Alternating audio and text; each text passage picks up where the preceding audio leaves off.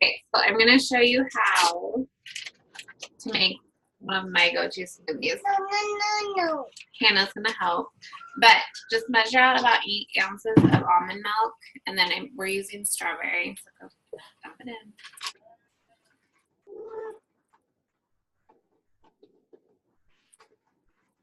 And then literally one of the containers of frozen fruit, put it in, blend it up. Always make sure you use a blender to make it at least for your first couple times, because a lot of times you put it in the shaker cup and the consistency is just not creamy and it doesn't taste super good. So I always recommend, at least for the first week or two, use a blender. That way you can it tastes more like a smoothie.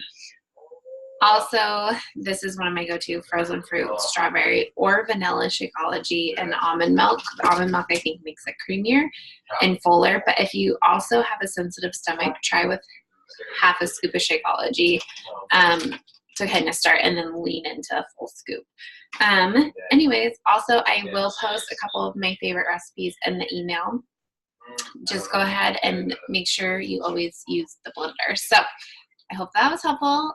And it's literally as easy as that. And it is a meal replacement, so you don't necessarily have to use it as like, it's just a meal replacement. So I typically have it for dessert, which I call like my 5th meal, or I'll have it for breakfast. So if you guys have more questions, let me know.